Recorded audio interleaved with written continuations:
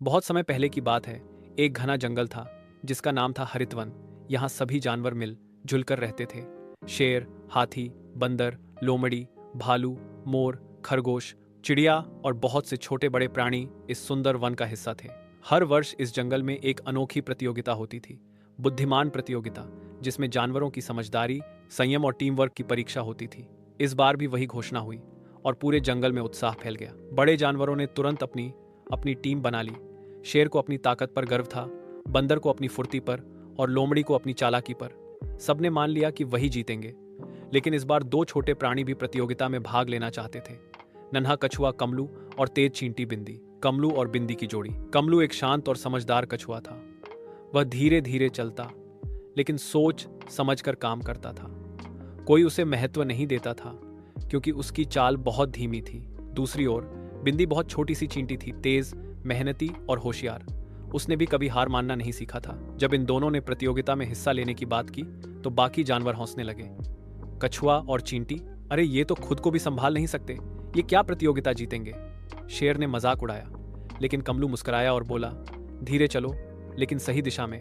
बिंदी ने कहा, हम दोनों मिलकर साबित करेंगे कि समझदारी ही सबसे बड़ी ताकत है। पहली चुनौती, बुद्धि से रास्ता निकालो। प्रतियोगिता का पहला चरण था, दूसरे छोर की घंटी बजाओ। रास्ता मुश्किलों से भरा था, कांटेदार झाड़ियां, दलदल और एक नदी। बड़े जानवर तेजी से दौड़ पड़े। शेर, हाथी और बंदर अपनी ताकत और फुर्ती दिखाने लगे। कमलू और बिंदी ने योजना बनाई। कमलू ने बिंदी को अपनी पीठ पर बैठाया और धीरे धीरे आगे बढ़ा। कांटेदार झाड़ियों तक पहुंचने पर कमलू ने अपनी कठोर पीठ से रास्ता बनाया। बिंदी ने पेड़ों के नीचे से रास्ता खोजा। कीचड़ आया तो हाथी फंस गया, लेकिन कमलू का वजन हल्का था, वह धीरे धीरे पार कर गया। फिर आई नदी, बड़े जानवर बहने लगे, लेकिन बिंदी ने किनारे पत्थर खोजे और कमलू को बताया कहाँ कहाँ पैर रखना है। कमलू तैरते हुए पत्थरों पर चढ़ा और बिंदी उसकी पीठ से घंटी के पास पहुंच। टन टन टन घंटी बजी, सब हैरान रह गए। पहला चरण जीत गई नन्ही जोड़ी। दूसरी चुनौती, पहेली का हल। अब पंडित उल्लू ने एक पहेली दी।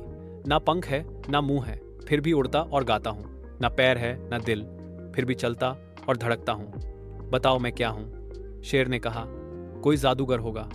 लोमड़ी बोली, शायद कोई आत्मा। बंदर बोला, भूत ही होगा। कमलू और बिंदी सोचने लगे। बिंदी ने कहा, ये तो हवा है। कमलू ने हामी भरी और उत्तर दिया, हवा। पंडित उल्लू मुस्कुराया, सही उत्तर। दूसरी बार भी कछुआ और चींटी जीत गए। अंतिम चुनौती, जंगल को बचाओ। अब आखिरी चुनौती थी, बुद्धिमानी से जंगल को बचाओ। तीनों तरफ जंगल में आग लग गई थी।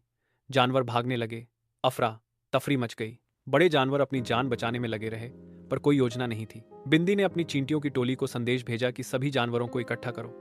कमलू एक ऊंचे पत्थर पर चढ़ गया और बोला, डरो मत, मेरे पीछे चलो, मैं नदी के किनारे सुरक्षित जगह ले चलूंगा। बिंदी और उसकी टोली जानवरों को इकट्ठा करती रही। कमलू धीरे धीरे सबको अपने पीछे लाता रहा। कई छोटे जानवर कमलू की पीठ पर सवार हो गए। बिंदी ने रास्ते की झाड़ियां साफ की और जानवरों को नदी के किनारे तक पहुंचाया। थोड़ी ही देर में सैकड़ों जानवर सुरक्षित जगह पहुंच गए। आग बुझा दी गई, जानवर बच गए।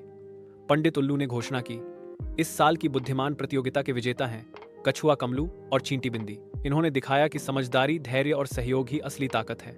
सभी जानवर ताली बजाने लगे। शेर ने सिर झुकाया। लोमड़ी बोली, अब समझ आया कि असली जीत दिमाग से होती है, शरीर से नहीं। सीख। उस दिन के बाद जंगल में एक नई कहावत चल पड़ी, जो छोटा दिखता है जरूरी नहीं कि वो कमजोर हो, और जो धीमा चलता है जरूरी नहीं कि वो पीछे रह जाए। कमलू और बिंदी जंगल के नायक बन गए।